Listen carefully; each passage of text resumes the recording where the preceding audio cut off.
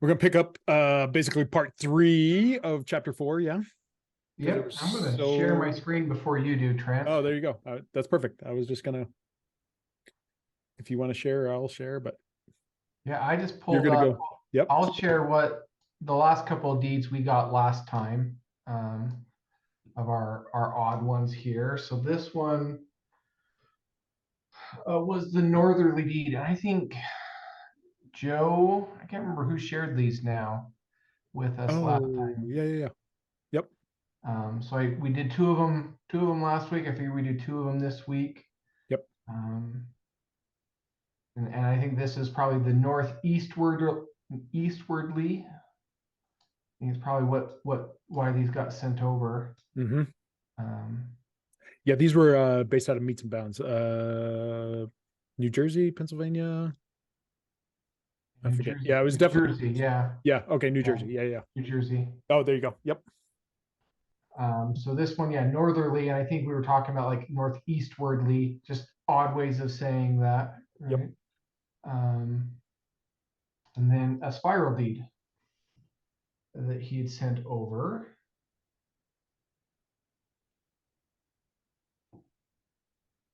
So southwesterly along the curved northerly line of West Nicholson Road, said curve to the right being a spiral curve with an arc distance of 373.91 to a point of tangency.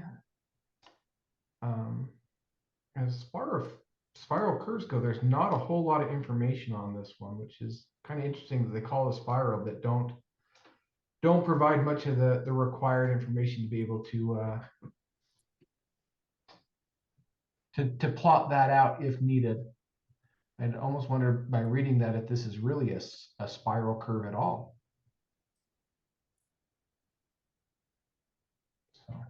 So, Joe jumped in the chat. That was Joe that sent those. Yep. okay, thanks, Um, Joe. I appreciate that.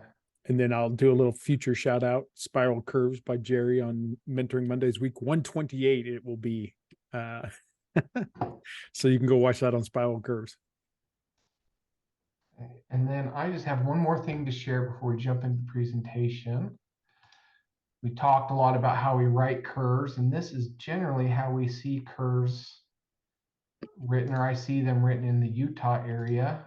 Don't see a lot of the, like we talked about, the concave, convex type calls here.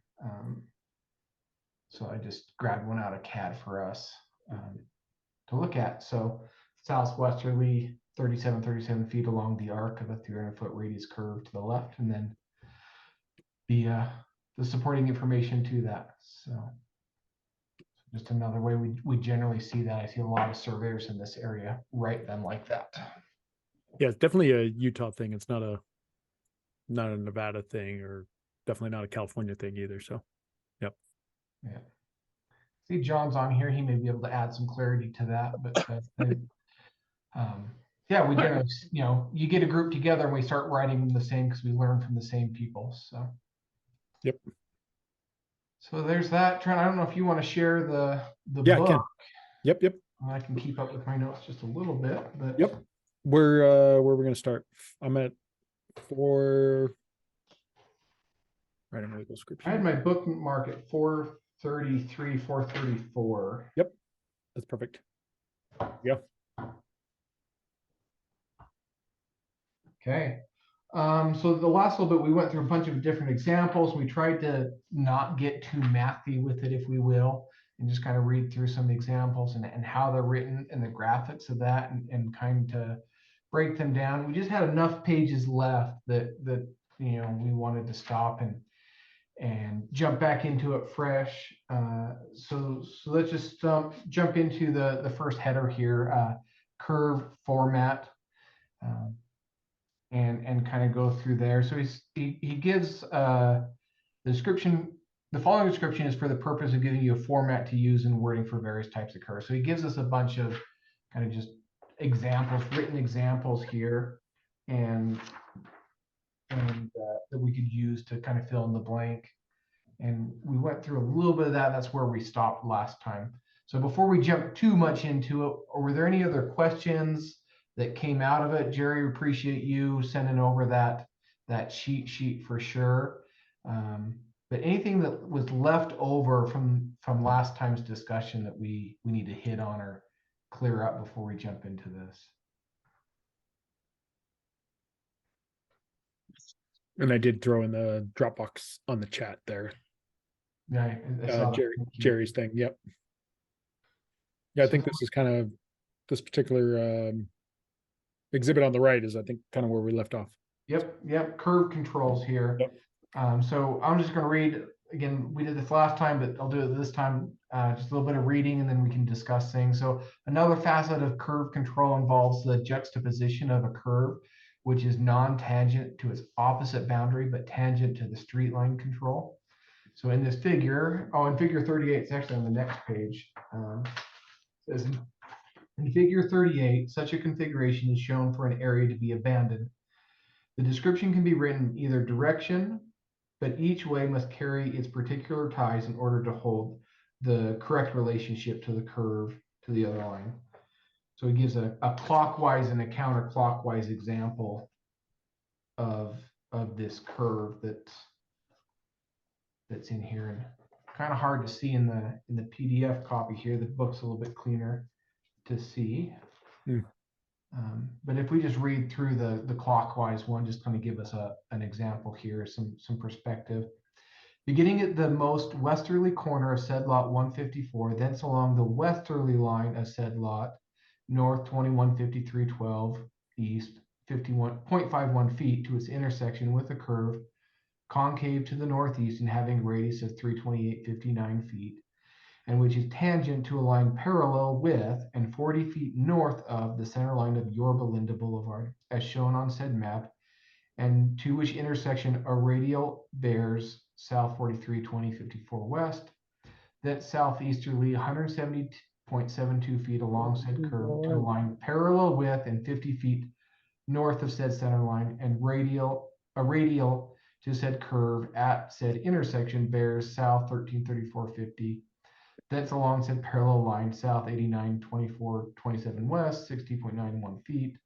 Thence northwest 1995 feet to the southwesterly line of said lot 153. Thence northwest 100.54 feet to the point of beginning. So again, for someone like me that doesn't deal with the concave convex, I would have to actually sit down and kind of think through this one. I couldn't just punch it out as I was going reading through there. I think that's kind of consistent with what everyone else has been seeing. And then he writes it the other way around. Very standard California legal description. Yeah, exactly. Well, Yorba Linda Boulevard. Yep. Very in Orange SoCal. County. Very SoCal. County, yep. Doesn't get much more Orange County, so yep. California all the way through, even to the roads. That's right. That's right. Sorry. No, it's funny. Right. Yeah, Imperial Highway, same. Mm-hmm. So again, it's just a good example there, knowing where to jump in on this. And then we get into the fun discussion, railroad curves. Again, I'm just going to read a little bit to give us some perspective, and then we can discuss kind of what he talks about here. So a special type of curve to consider is that developed by the railroads based on their field method of establishing the center line for laying tracks. It consists of setting points along the curve at certain chord intervals, normally 100 feet, and using distant deflection angle. This is why such a curve is designated as a 1 degree curve, a 4 degree 30-minute curve, etc. It means that 1 degree is the deflection angle used at every 100 feet chord station, and 4 degrees 30 minutes is the deflection angle used at every station. So do we have any guys that are more familiar with railroads and with this type of descriptions or curves?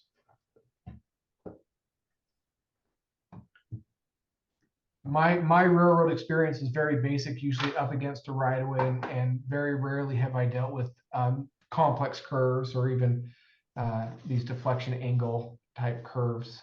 So this is one that I'm aware of it, having read this book, having talked about it in school, but this is definitely a new concept for me, if you will. Some of the geometry differences you gotta be careful with railroad curves is they use degree of curvature chord definition instead of arc definition. So the degree of curvature is for a 100-foot chord, so tangent at the center of that chord. What that does is it changes the equation for computing the radius in terms of the degree of curvature from what we use normally for the arc definition. Plus, when you compute the length of the curve using the length equals the delta angle over d times 100, that actually gives you the length of the segments of the chords added together. It's not the arc length along the curve. So you got to be careful that the geometry is a little bit different in that respect.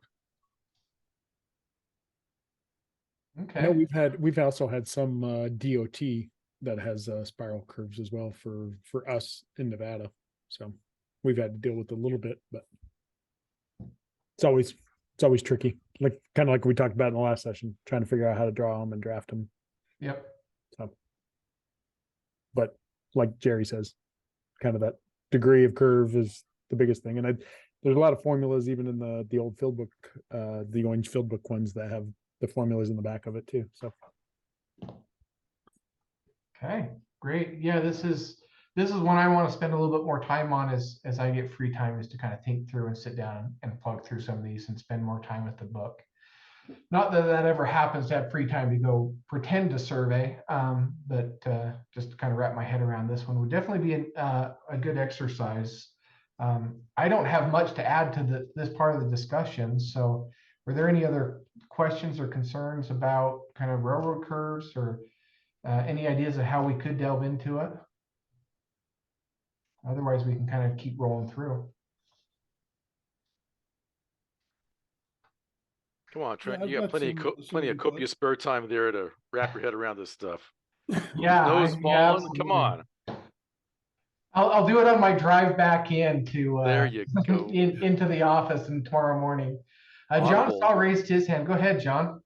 Yeah, I've done quite a bit of retracement of several old railroad alignments right down through the southern Utah or southern part of Salt Lake County on into Utah County, as well as over in the Provo Canyon, and have come across quite a bit of information in researching how to calculate these things and how to lay them out, how to interpret the drawings, all that kind of stuff.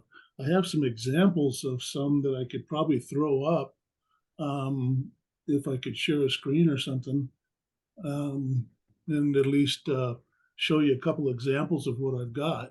Yeah, please do. all yours, John. I'll see if I can make this work here on a whim.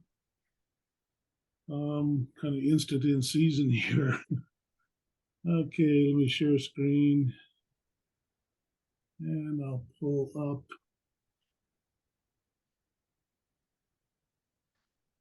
Where is it? Come on.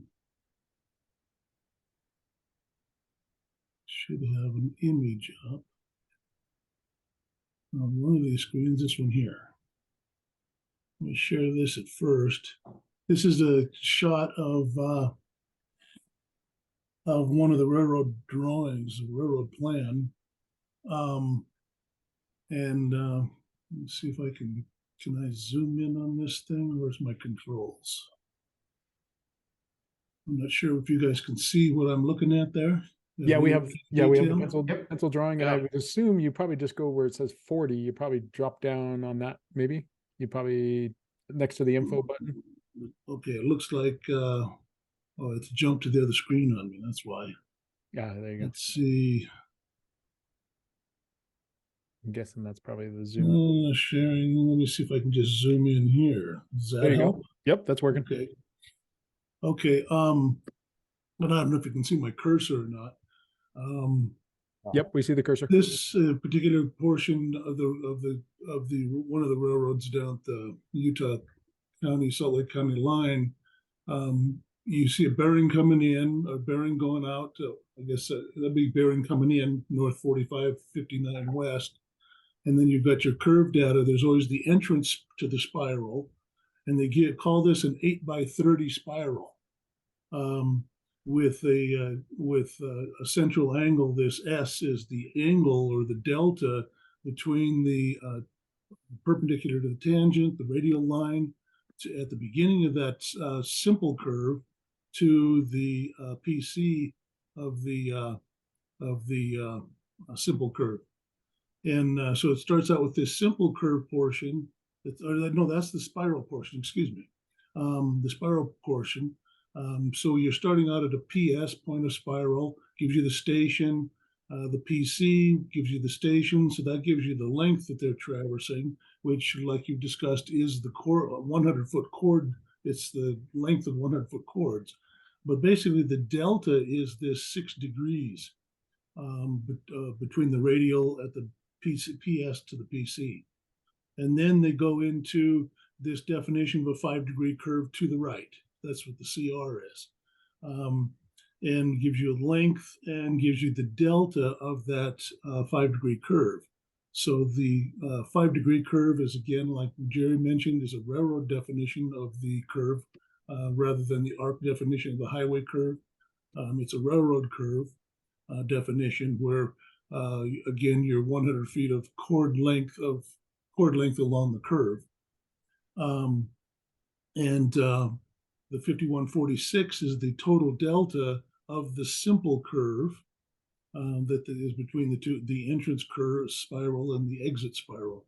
Most of the time, the entrance and exit spirals are identical. They're mirror images of each other. Again, this is the point of spiral. Then you've got a 6-degree curve on the way out with an 8x30 spiral. That tells you you've got 8 chords that are 30 feet long. That's what the 8x30 stands for. I've got a spreadsheet that I found on the internet, and then I tweaked it quite a bit to make it work. And let me share that screen here just a second. And let's see, I'm gonna probably have to cancel this share, right? Can't stop a share there and come up with a new share. There you go. Yep. Sorry, John, you may have mentioned it. What does the 8x30 mean? It means there's 8 chords 30 feet long. Thank you. 8 30-foot length chords. Let's go to screen 2 here and share that. And here I've got a spreadsheet that I work with, and it's set up so that I can put the data in at the beginning of this, at the top of the spreadsheet. I can put it in that this is a 7-degree curve. This would be the central curve. Here's the central curve data, and then the spiral curve data. You put in the delta, the degree of curve of the central curve. That's that 6-degree curve. Let me see if I've got one that matches the data. 8x30. This one here would be a 12. See, there's 12 spiral chords in the example that I've got on the spreadsheet. There'd be 12 chords 30 feet long, so 360 feet of length would be the entrance spiral. The length of the spiral is 360 feet. Now that's measured along 30-foot chords, of course. And then it will go into a 10-degree curve in the central, simple curve in the center. So all I have to do in this spreadsheet is I put in the number of chords. There's 12 chords that are 30 foot long, and it'll calculate the total length, of course, 360 feet, and into a 10-degree central curve. I put in the 7-degree entrance spiral. In this case that we have the map we were looking at, it would have been a 6-degree curve. The total delta is I've got the delta of the the spiral curve itself. In that map, it was the 6 degrees on the 8x30. This would be a 13-degree 12x30 spiral, entrance spiral. And then I put in the total length of the delta, which would be 2 spiral deltas, which is 26 degrees in this example, and a central delta of would be the 8655 plus 26 degrees for the total total delta. And that would include all three, the entrance, delta on the entrance, the delta on the center, and the delta on the exit spirals. But with this spreadsheet, I can just put in a few minor pieces, and it actually goes through then and it calculates each one of the spiral lengths, each station, your 30, 60, 90, 120, all the way up to the 360-foot station at the spiral. And then it gives the output here form gives you the half delta that you would turn, or the delta, the deflection angle at each one of the chords. It gives you all the data that you come up with on the calculations. So it works really slick. I can put in the stationing. I can say, okay, my tangent to spiral station is this, and given this set of curve data, here's the station calculations for the spiral curve, the curve to spiral, and the spiral tangents stationing. So it calculates the whole thing for me and kind of lays it all out. But if I had known we were going into this discussion, I'm sorry I've been gone for the last couple of weeks, but I had some diagrams that kind of show what the whole thing really looks like when you calculate it. I've got a question. Sure. You know, when we're looking at this information, what we're given or what you're looking at, like the graphic you had before, is really the center line of track, right? Yes. But in this discussion, we're probably talking about the right of way, which is an offset to that center line. Yes. So in writing a description or trying to clarify that, how do we take this information or the center line information and pull it out to a usable right-of-way description? Or would we call, you know, an offset to the center line and just continue with the center line information? How would you write or evaluate a description in that case? Yeah, I would be you're running along along the tangent line of the north. Let me share that other screen back again. What I do is stop share here. Let me start my share over on the other map so that we can see, kind of talk about what we're doing here.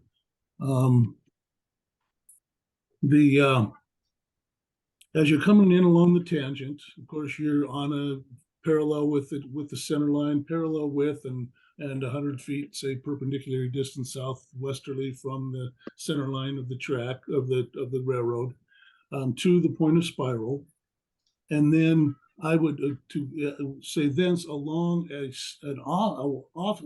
along an offset to the central curve, or the center line spiral. And so you can plot the center line, and then the offset spiral is very difficult to calculate.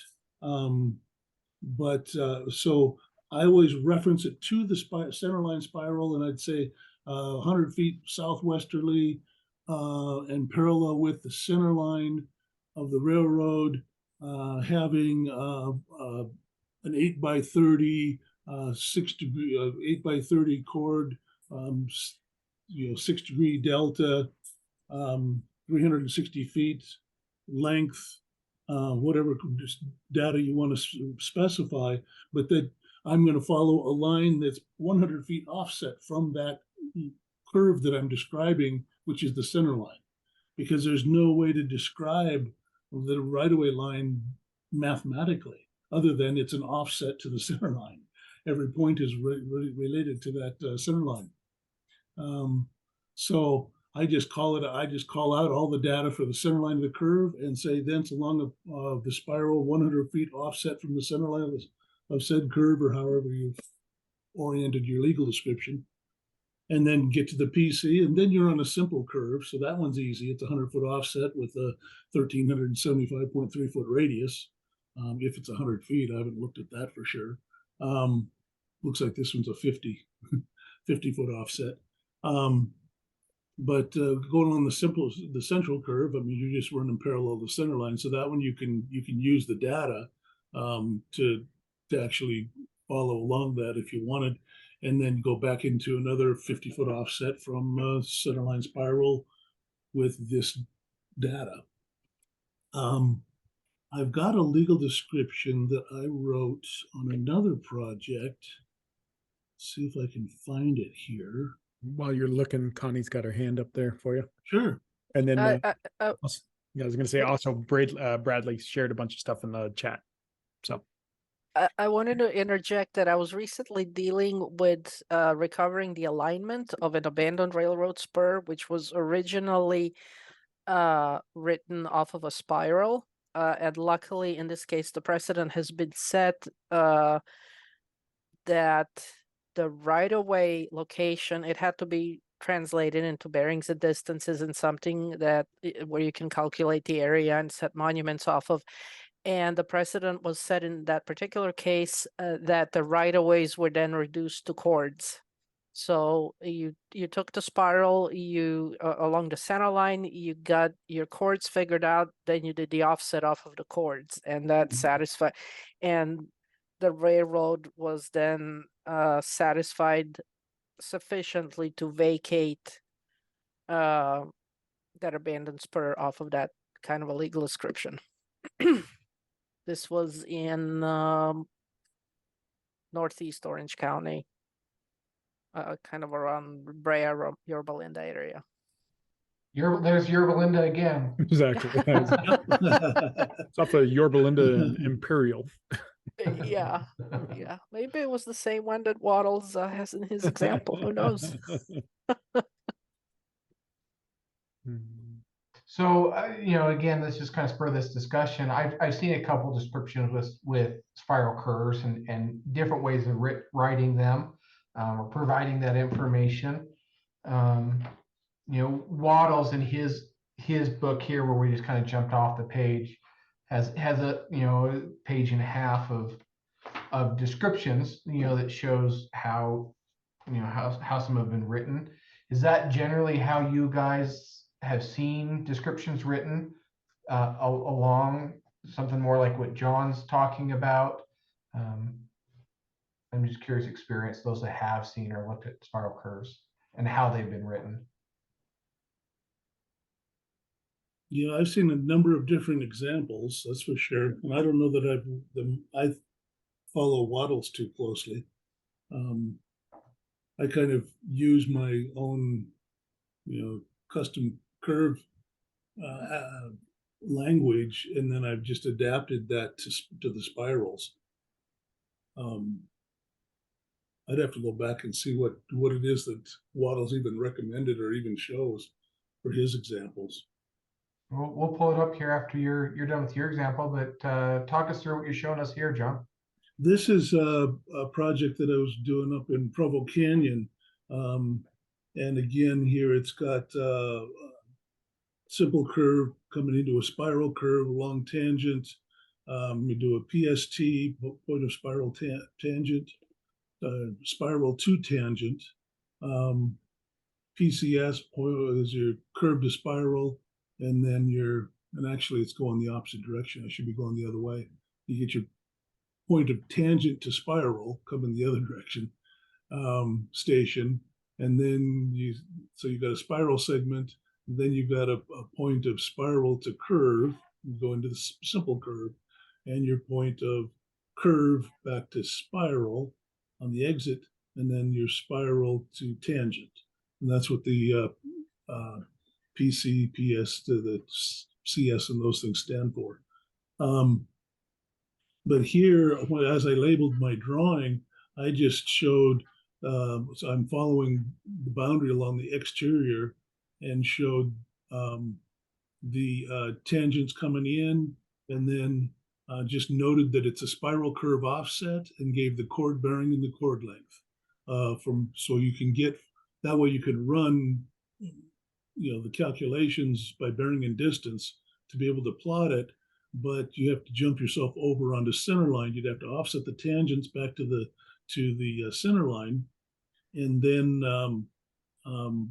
build that spiral thing itself before you could offset it back over to actually come up with, well, where specifically along this curve are you? And spiral curve calculations, when you're dealing on an offset, require kind of an iterative formula. If you ever try to intersect a line with a spiral, I had a surveyor way back when I was just starting surveying came in and wanted me to write an HP program to do an intersection of a line with a spiral, and I managed to do it, but it was an iteration process. If anybody was familiar with the old 67 and 97 HPs, they had little magnetic strip cards that you could feed the program into this magnetic card reader and so you could run these programs. So I wrote a program, but it was 2 cards long, and you had to sit there and feed one card in, and then you'd feed the next card in, then feed the other card to start over and go back and forth. And it basically zeroed itself in and came up with more and more precision with each solution until I finally got it out to, a couple of decimal points or 3 decimal points, and then I'd be satisfied that I had an intersection. But so at least this kind of gives you some idea of what I'm doing as far as the bearing of chord and chord distance. So that's going to be part of my my legal description as I write it. It'll come in along the tangent to an offset 100-foot easterly, or I guess this one's northeasterly from the north is twisted around on this thing quite a bit. So 100 feet offset from this central spiral, and give that data on the central spiral, which is probably very difficult for you to see, but it's see if I can zoom in on it here. There it is. This is according to the survey drawings, or this railroad drawings, was a 4 by 28 foot spiral, 1 degree 40-minute delta. The IS is the delta of the spiral itself from radial to radial. And then, so it's a 4 by 28, four 28-foot chords. And then I give the chord bearing and the chord distance to be able to jump calculate it and close your calculations very easily. But that's the data that the center line that I'd be reciting in my legal description is that data for the center line, and then I'm running thence along a 100-foot offset from said spiral curve, this chord bearing and distance to the point of spiral to curve, and then follow the next, then continuing along the curve, the center curve, the curve, which is just an offset from the center line. Here, the center line radius. In this case, the center line was a 3 degree degree of curve with a 1910.08 for radius. That's the using again the railroad definition. Total delta of 11 degrees 57 minutes, and give the chord bearing and chord length. And I always throw the chord bearing and chord length in there because you've got to be able to just calculate it quickly and at least put in the structure before you can come back and build those spirals. Okay, I got one more question about railroads when we're spirals here as we're talking about it. From a field survey standpoint, and you're going out here and obviously you're taking these old railroad records like you showed us and trying to recreate those in a CAD format to either go out and survey or define a boundary. But if you were to actually go locate the railroad on the ground, it doesn't look like there was tracks here when you surveyed it, at least in this image, right? This is an old right of way that's right, abandoned or something, right? Yeah. But what monuments or markers, or how are we retracing this on the ground as surveyors? Are we just taking as many shots as we can on the track to kind of determine a center line and then apply these definitions to the center line? What is a field process, and what do you look for when trying to put a deed on the ground or center line on the ground? Good question. In this case, the particular one we're looking at here was an abandoned railroad. So all we've got is a railroad bed. However, the very beginning of the abandonment, that portion of the railroad still existed. So I had incoming data that I could line with existing tracks coming in, and I tied down probably a mile's worth of tracks, mainly focusing on the tangent lines, because that way you can just align everything with the tangents and get it to where your record center line fits very well. I find that the record data is actually pretty darn good stuff. Those railroad surveyors knew how to survey, and they did a really, really tight work for the day. So I start out with a record data and I fit it to the existing tracks. And very seldom have I found that I have to put in any kind of an equation or an adjustment. Now, this abandoned railroad was actually relocated, and here on the same sheet, we see where there's existing tracks where the relocation occurred. And now here I'm probably, I would venture at least a half a mile from where I started my calculations. And this new realignment was actually tied station-wise and into the old original alignment at its beginning, about a half a mile to 3/4 of a mile away, probably half a mile. And they tied the two center lines together where they started their abandonment and the new alignment took off. And so I had that as well to kind of help confirm along the way. And as you can see, right here on this PST, I'm right down the middle of the rails. The two black lines are the actual physical shots on the rails. And so I'm a half a mile away and I'm still right down the middle of the thing. Works just fantastic.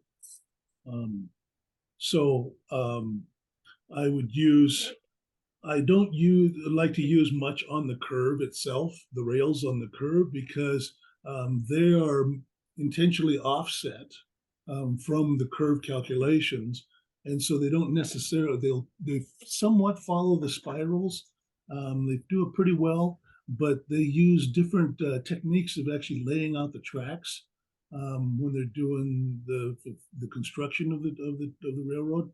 And so your best bet is to come out and tie down the tangent section leading into and out of the curves. If you tie down some points along the tangent, so you got a tangent in coming from both places. Then I look at, okay, well, how does those tangents fit with the total delta when I add the entrance and exits deltas and the central curve delta? Does that check the deflection between the two tangents? And that'll give you a good feel for how well is this going to fit in there. And then I may have to tweak my tangents or find out the PI and kind of rock myself at the PI to get it to lay out there and fit right. And then throw in the spiral curve data along with the central curve data, and that's where you end up. But I try to match that record delta as closely as I can, because as soon as you start throwing the deltas off, it starts really affecting the length of the curves, especially on these flatter railroad curves. These are fairly steep curves because we're down in a canyon, and so it's pretty tight and twisty. But you get on the flatter curves, the length of those curves, a little bit of delta makes quite a bit of difference because you're talking much longer radiuses or radii. So those longer curves are a little more touchy to get to work. Another thing you can look for if you're talking about retracing an existing rail that's in place, any place there's a switch where they go onto a siding, or a lot of times with these curves, they actually have an extra tie that's placed at the point of spiral or the point of tangency. And so you'll be going along with a regular interval of ties, and then all of a sudden there's this extra tie in place. that extra tie, that oddball tie, you want to locate that tie just in case it falls at one of those stations. There also have there's an old railroad book, and you can find parts of it online. I haven't found the whole thing online, but it details on the sidings and switches. So if you're in a switch yard or anything where there's a lot of turnouts and things, they had standard turnouts, and they're all standard lengths, standard curved stuff. And so they'll have a number 10 turnout or a number 4 turnout. And all you'll see on the railroad plan is this number 10 or number 4. And it'll say number 4 TO for a turnout. And you have to go find that book because it's got all the data for the entire, everything from what they call the point of frog, which is definitely where there's a tie. And that's where the switch mechanism was. So you have these points of frog and all sorts of different weird terms that they use. But those sketches, if you find one of those with the turnout data, has everything from all of the PI lengths, the spiral lengths, and all of the curve data that you need, and primarily the distance from PI to PI to PI to get through that series of turns that they do. They're kind of like 2 reverse curves, basically, with a tangent section in the middle. So those have been real handy if you can find those. Okay, I'm going to throw one book in the chat. I'm kind of doing some searching and stuff. This was an interesting one I had found. You know the name of the book you are looking for, or Yeah, I do. There's those books. They're actually the construction drawings for the railroad, and so they're not really published in a book. okay. They're available online if you can find them. And I can't remember what I did to search for them, but I have found some of them. I used to work for a company that had an old railroad guy that worked as a draftsman. And he had the whole thing it's like a soft bound book. You opened it up and then you would fold out these drawings. You'd fold them out and they had all the dimensions and stuff for each one of those curves. And it was a fairly thick manual that he had. Let's see, let me go back here and look for an early text from way before was done by, I believe it was Ives, Ives, Road Curves Railroad Survey. Yeah, the other one is by Searles, Searles. They're called Searles spirals. He was the one who kind of invented the thing. Almost there. I know we had to do some engineering along the book and along the railroad, and our client actually bought us some railroad engineering manuals, and they got shipped to us, and they're, I don't know, 10 or 12 4-inch binders. We ended up not doing the project, but now we have hidden in our closet these railroad engineering books. They're new. They were brand new. I don't even know where they bought them from, but yeah, 10 or 12 4-inch binders that sit on a shelf in one of our closets now. Haven't need to go in there, but I'm curious I need to jump in there and see what's in there. Let me Sometimes for share survey this stuff. one. Can you see this one that I just popped up? Yeah. Yeah, that's one of the drawings that I'm looking at. Those are the details on a number 10 spiral right there. Number 10 turnout. And there's sheets that look like that. It says number 10 turnout and crossover. And it gives you all the dimensions and the PIs and all sorts of stuff. And see these extra ties and ties that have extra length on them that stick out where the switch mechanism was mounted. You want to tie those down because the drawing actually ties all the dimensions start at the beginning or the center line of that first tie, the first extra long tie. And then there's also these other extra long ties that are done further as because the ties get longer and longer the further they get out. And you can count the number of those ties and figure out, actually work backwards and figure out what the turnout, what number turnout you're at, if you have the sheets. There was one, the book that I found.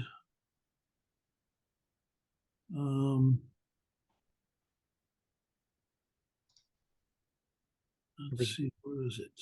I found one on Amazon, the railroad spiral, the theory. Yeah, the railroad spiral. That's what I was just opening up here. Okay. And Connie threw one into the chat too, railway curves. There's a practical railway spiral. So this one's available on Google Books, Railroad Spiral. And I think this is Searle's book, if I recall. 1927, The Railroad Spiral. Yeah, by William Searles. And they're called Searle spirals. And so he's like the inventor of the whole thing. And he goes in this book. I used this book to come up with the formulas for that spreadsheet that I was using. But he goes through a whole bunch of good stuff on spirals and their layouts and everything from speed design and everything else you don't want to know. But he's got all the different formulas you need to know to calculate the deflection angles and how they're laid out. It's very, very good book. I used that as a basis for that spreadsheet. The second link I just posted, I'm looking through it, and it has, for example, diagram number 10 turnout and a crossover. It's got a bunch of those Oh, okay. in it. Yeah, and this is, I think, Florida standard specifications for design and construction of private side tracks, Office of Vice President of Engineering, Jackson, Florida. Goodness, which company? CSX Transportation. Yeah, not knowing, I appreciate this, John. This is wonderful information. I learned more now This is than gold. I've ever known. This is gold. I love it. Yeah. I would just throw out there one caveat. Connie, you just sent out this CSX one. We kind of thrown some into the chat there. Bradley threw some stuff out there on railroad curves. And I don't know how true it is or how different they get, but Wattles does just have this one right before he gets into these descriptions. He says, in your use of these curves, remember that practically every railroad company through its engineering department has developed its own formula. Therefore, be sure to check on the particular design in use by the railroad with which you are dealing. And that may be the harder thing is it may be owned by someone now, but who was the original one? And that was always the harder thing for me to find and figure out. The couple I did is getting back to who originally owned it and where to get those information out. Mentoring Mondays, it was probably about a year and a half ago. Trent had someone present a really great class on railroads and where to get that information. I remember sitting on that one, and that was a good one as well. I found a link that I'm just throwing in on the chat too that it's a link to some one of the railroad pages that has a lot of turnout specifications on it too. Nice. Okay, well, thank you, John. Anyone else have any questions or anything else to throw out there on spiral curves and railroad curves? And if you'd like, I can maybe forward my spreadsheet to. That was the burning question. I was waiting for someone to ask. John, will you please share that with us? I would love to have a copy. I was waiting till the end to go. The burning question is, will you share that? We're not talking gold here. This is gold nuggets. Okay. Yeah, exactly. Nuggets? It's got quite a bit of stuff in there that I think it's pretty much self-explanatory what data to put where. You just kind of trial and error and throw the stuff around, and you'll figure it out. But I don't think I can't just post a file, right? Can I copy a file to the chat? You might be able to. Worst case, You can Oh, email it to see if me. we Yeah, you can can. try it. I know that's what Bradley did earlier. He just dropped his PDF in there, but Oh, well, okay, then if we can, then Let's I'll try it. that. if not, I'll throw all that stuff, Okay. all that stuff in the Dropbox. All these links, I've saved all these books down already.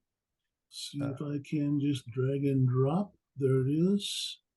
Cannot be sent because it is currently in use. Okay, I gotta shut it. Gotta close it. There's So that. Trent, on a side note, have you got a page? I don't think I've ever seen it, but on your like Wisdom Wednesday or Mentoring Mondays, do you have a book list page of everything that you guys have referenced? And We I know were you've in, got links for resources people have shared, but yeah, we were doing the books in the beginning, and every presenter had in the very beginning, I'd asked, what was their favorite book or whatever like that, and that's how we were kind of building them in the beginning. But I think I'll start. I got quite a bit of resource stuff now, so I'll start saving all of the stuff on the resources of just different things. So I'll work on building that resource library too. yeah, awesome. John, that worked. I downloading it now while we speak here. So Yeah, it doesn't look like it's a very big file.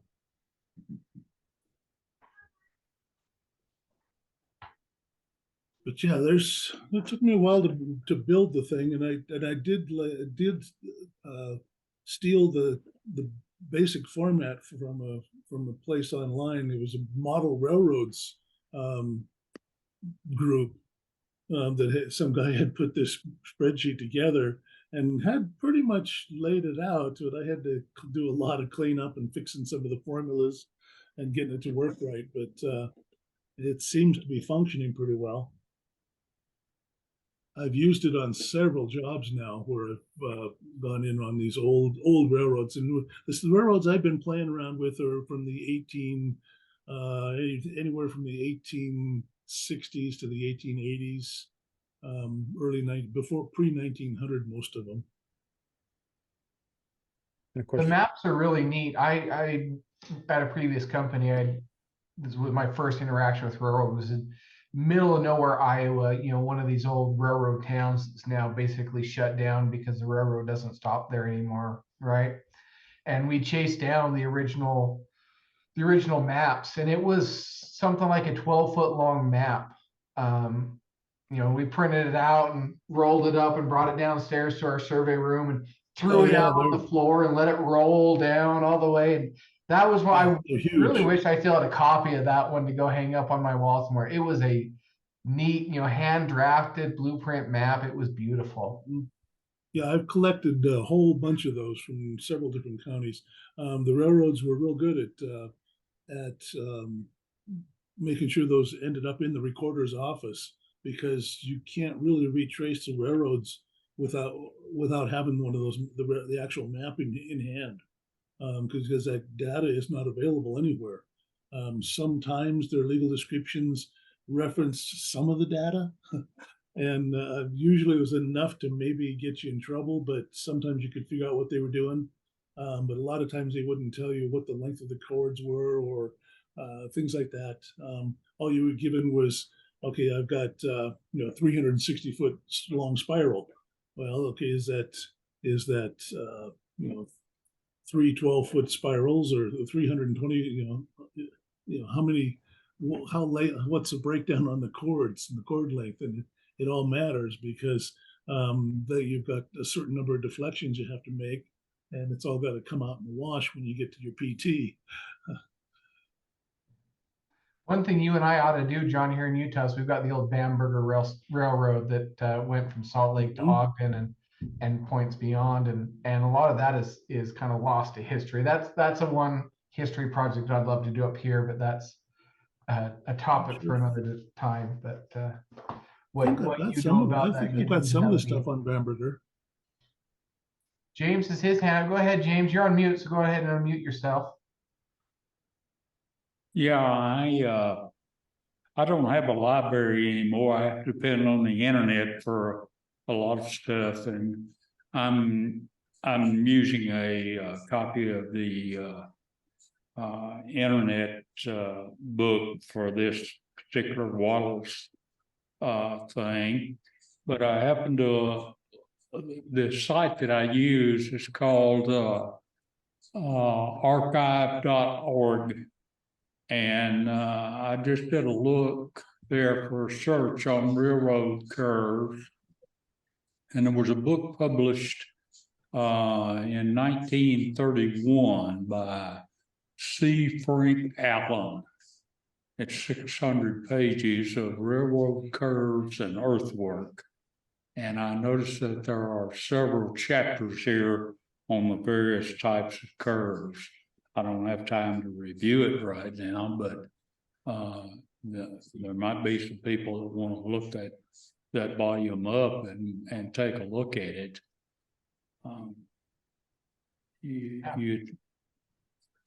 You'd need to search that site there.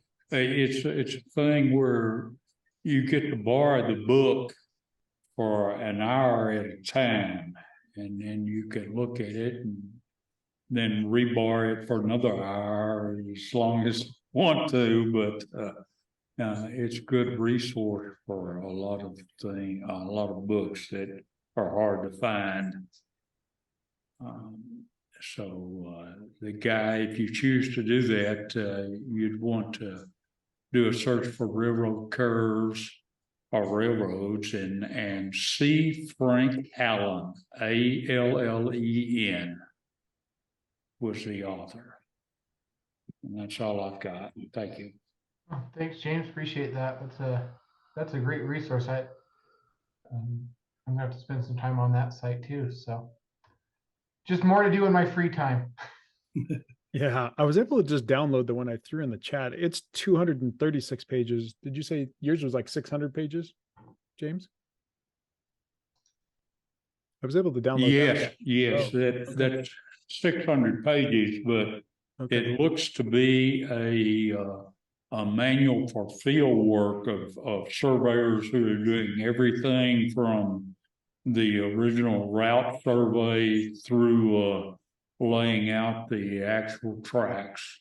And that was my impression from just looking at a couple of pages, but it does seem to be real detailed. Got it.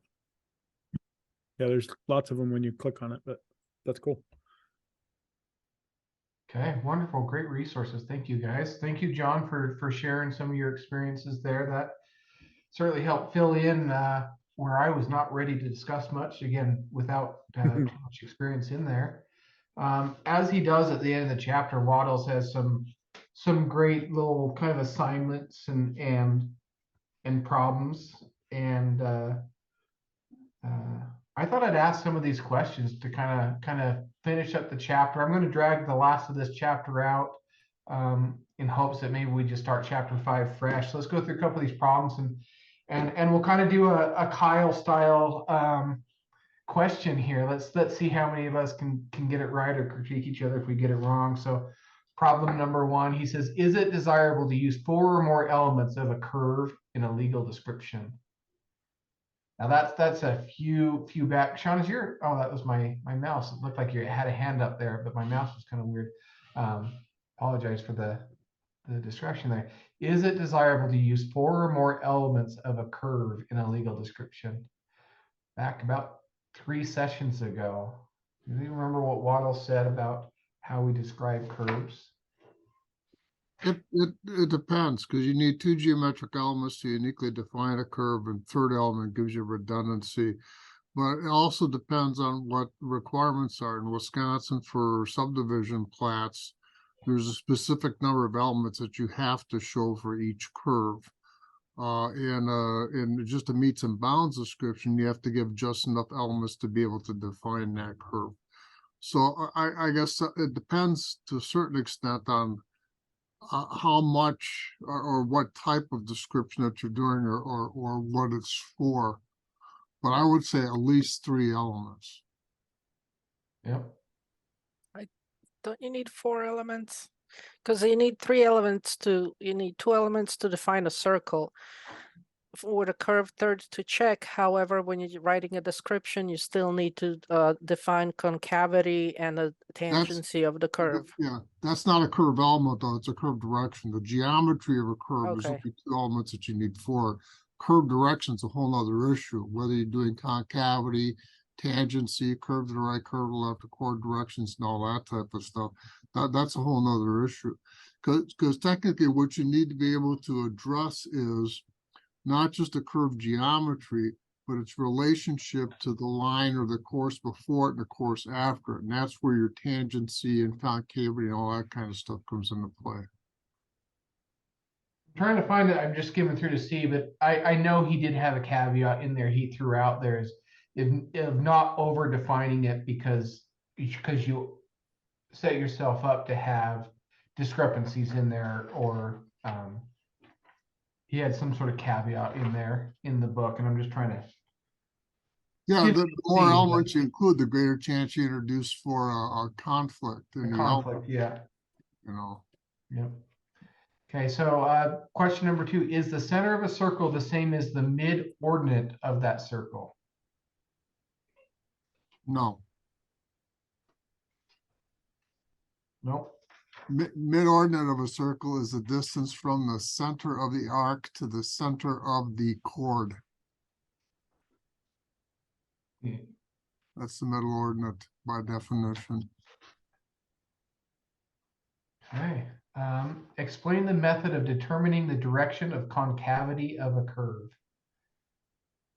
Maybe we use that that example on the right-hand page where the lot 5 is, that middle one there. What direction is that concave to? Where the 5 is. Yeah, those of you that insist using concavity, explain that. Well, it's concave to the east, and what you use is general mid-ordinate direction for that curve. From the center of the arc to the radius point, that Yeah. direction, yeah. Jerry, we talked about this last time when you were gone, but I don't remember seeing a lot of concavity when I was in Wisconsin. That's not a big one out there, is it? We stay away from that. We use curve to the right, curve to the left, because in normal conversation, when we talk about curves, we never talk about concave curves. We talk about curves to the left, curves to the right. Yeah, the layman just doesn't know what concavity is. The way I was taught to recognize it is that if you were standing on the curve looking into the cave, the cave that's formed by the two radial lines heading to the radius point, you're looking down into a cave that's toward the center. So that's concave to the east. Yeah, but I could, to the west. I can never remember if it's a stalactite or a stalagmite that hangs from the ceiling. Does it hang with all its might or does it hang on tight? Those kinds of rules, fall apart. Curve to the right, love curve it. to the left. And I give two ways of define, two ways that are related Yep. that define curve to the right and curve to the left that are non-ambiguous. Yep, it's what I use all the time is right or left. Yeah. I love the way my old calculus teacher or geometry teacher probably explained how to remember the concavity versus convexity. Concavity is when you pour yourself a cup of coffee, that's concave. The other thing is convex. So coffee, cava, it's concavity. So that's your that's what holds the water. If your coffee spills, you're convex. Okay, there we go. In reconstructing a curve, what is the most acceptable control to hold? Concave. It's the most important part, right? I always prefer to use the delta because the delta pins the length down to a lot more accuracy. The length is usually always a calculated portion of the curve. And usually the delta and the radius are the two fixed portions that are given.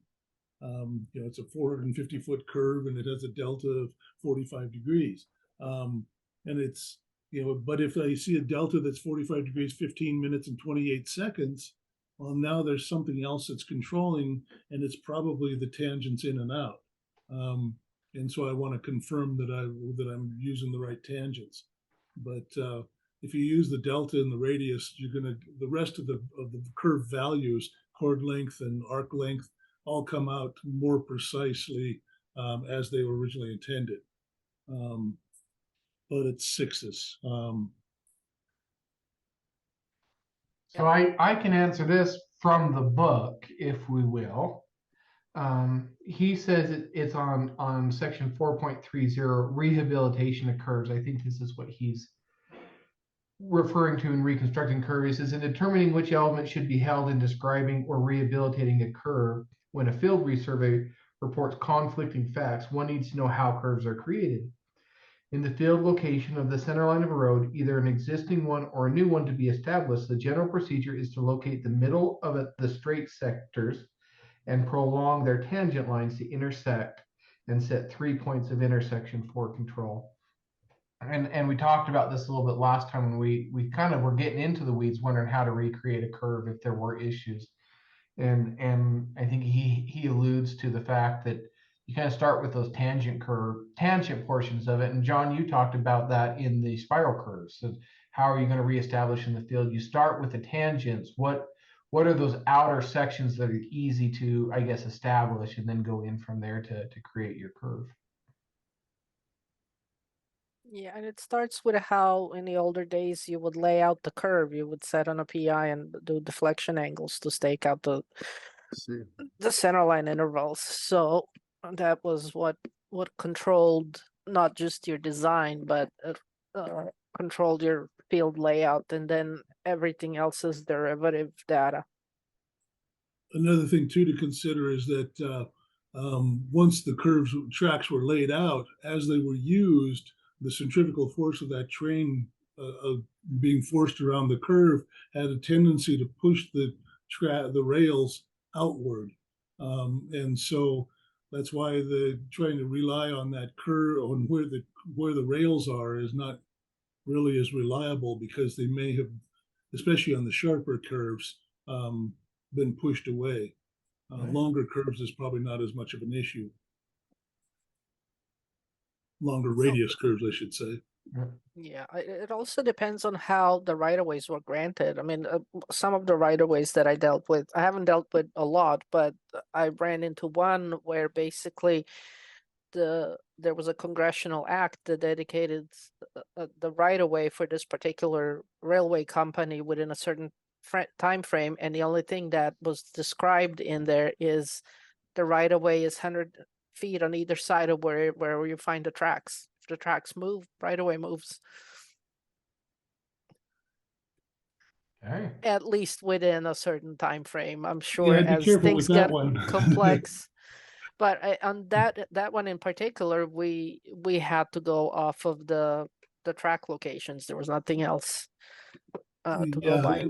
Well, on those old statutory grant right-of-way issues, they were required to file a map for every 10 miles that they went. So you get these 10-mile segments of the maps, so big long maps you're talking about unrolling. They're filed in they're filed as location maps on these 10-mile segments.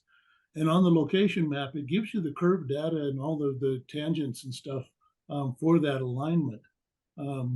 And so the curve data and the centerline alignment stuff is really based on that location map, and that is the claim that is made by the railroad.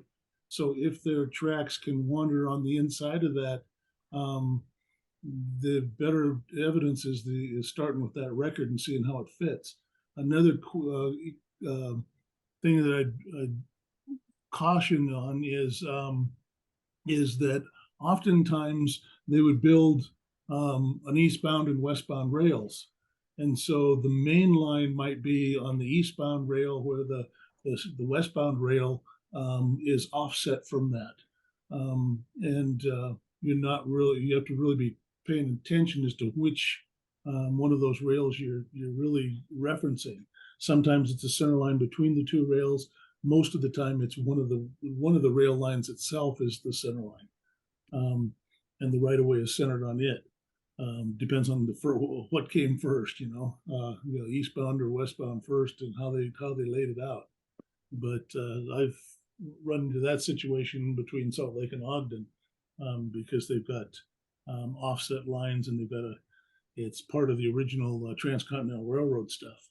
And out west of Ogden is all original Transcontinental Railroad.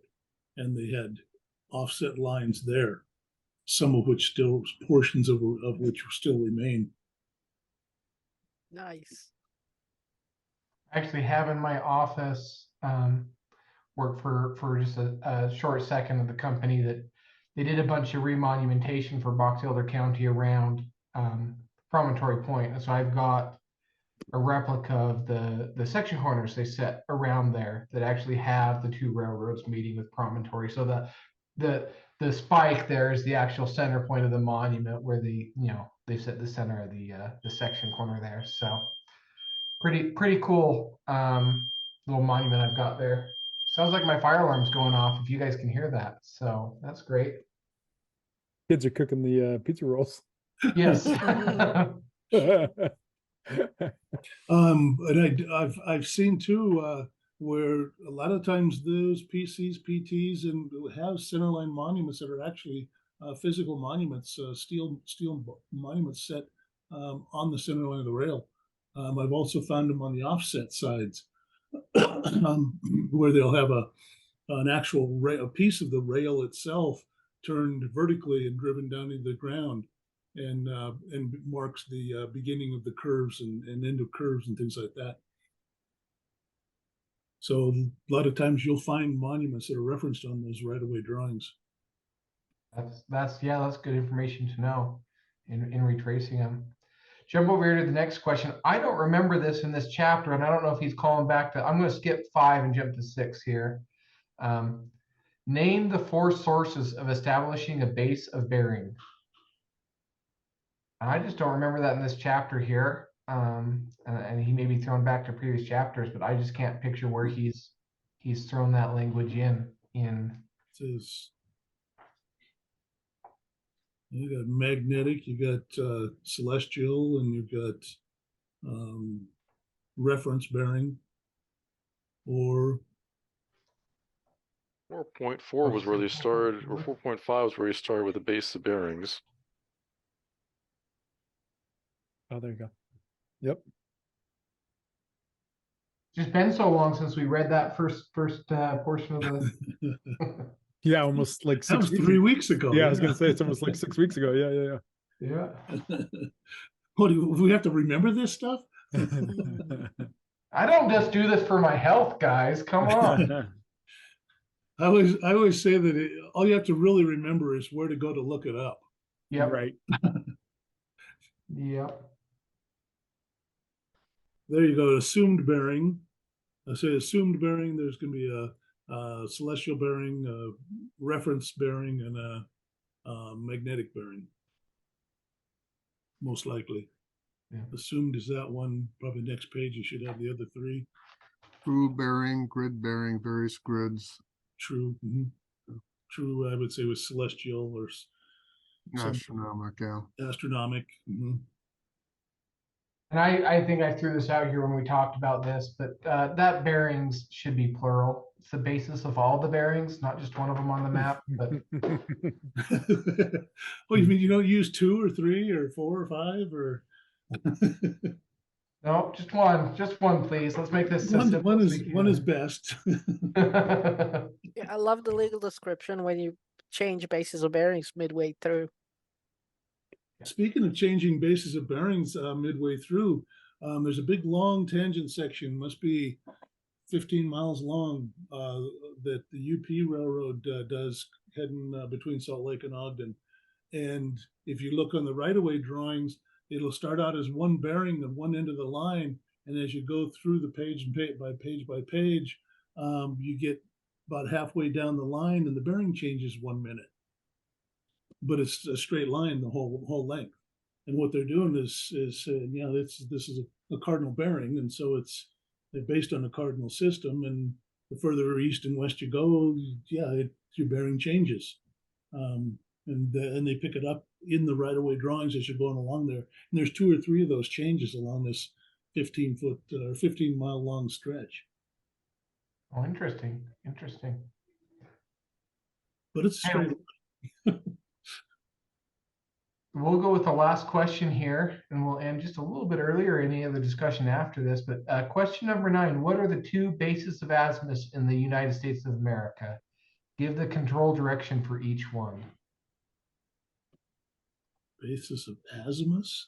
North Well, and south. there's south azimuth and north azimuth.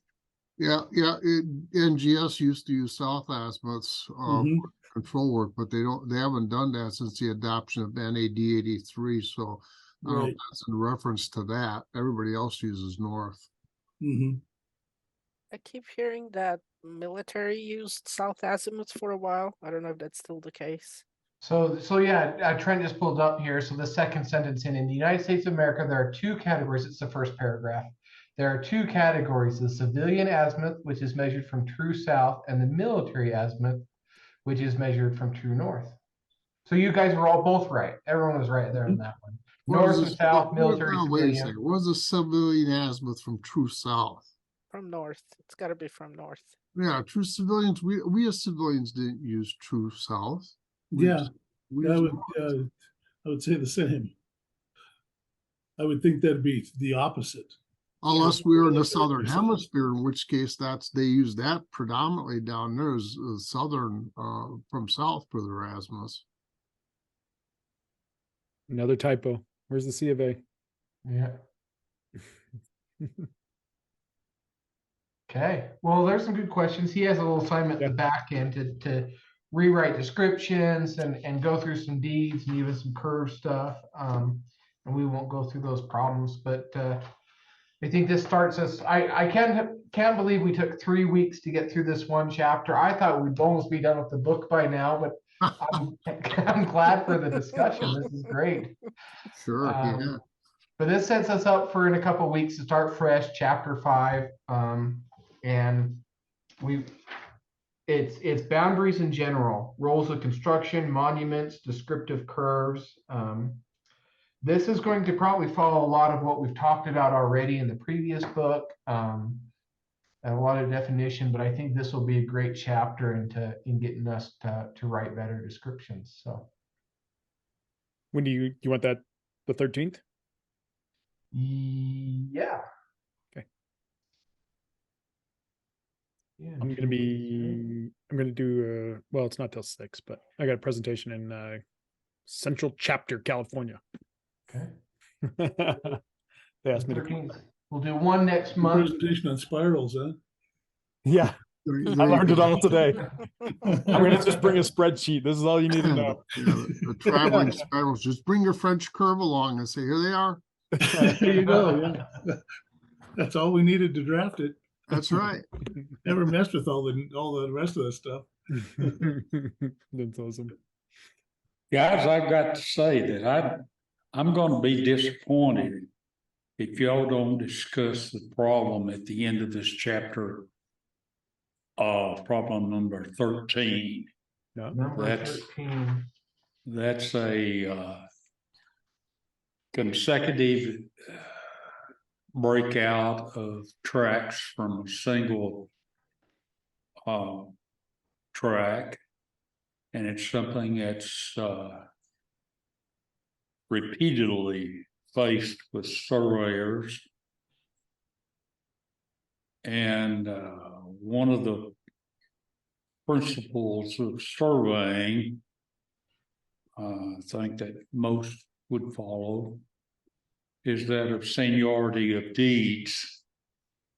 And this particular problem invokes a number of issues there about how different things control. And I'd like to hear y'all discuss this. Well, let's make a homework assignment out of it, and everybody send it in to Trent, and he'll grade them for us, and we'll discuss them next time. I like it. I like it. And look at we have what? How many people are left on here? 17 or 18? Yeah, 17. Yeah, We're gonna have how many 17 people- How many options. people actually gonna do a homework assignment? You could you could do it as a homework between now and then just kind of kick off on the 13th with it. So Let's do that. Let's do that. I like that idea because I don't have any more deets to share. So those that can, I'll throw my email in the chat here real fast. Everyone's got Trent's, but I'll throw mine in Okay. just so we have it. Send it to either one of us, but yeah, that'll be fun. That'll be a good way to start the conversation, and then We'll and never then get out of this. Kyle can use that after next time's class to. We're never Yeah. gonna get out of this chapter. We'll be here forever. and Yeah. oh, good. I love I've it. got a question that came directly from you today, Trent. So appreciate it. I don't know if I'll use it tomorrow. We'll see. That's awesome. Yeah. And I did see, just as we are jumping on here, Kyle, you'd sent me an email. I kicked back on some of your stuff the last couple of questions here. It's yes, but on some of those questions. So I appreciate you following. Welcome to Test World. There is the real answer is always in the real world. Yeah. You know, The it's 8 totally ball. different. In the test Gary's got world, his there's 8 got ball to be there. one thing. Yeah, but Well, I appreciate you doing that, Kyle. I wish I would have been there from the start. I've got to go through and do some of the old questions because I look forward to your email every day and getting the brain going. So well, yeah, I'm planning on, well, next couple weeks I'll hit 100 questions, and then I'm gonna actually buy something to put them all into like a testing software or something. But I don't know. And I'll release them to people at that point, and I do try to respond if people give me feedback because I work alone, so I'm just eager to talk to anyone. Exactly. makes sense. Okay, well, thanks everyone. You have your homework then. We'll start off. And James, you did mention that last week, and I apologize that I had forgotten you'd mentioned that. So we will spend 5-10 minutes on the first next week reviewing what anyone submits, talking about that for a second, and jump into boundaries in general. So have a great week. I hope you guys had a great Thanksgiving. We kind of jumped into this, so we didn't talk about that, but hope you're still fat and happy and munching on leftovers, and we'll see you in a couple weeks. Hey, Trent, make sure you use the back of your hand when you touch the door to get out. Those fire alarms are going off. Oh, I'm going out the window here.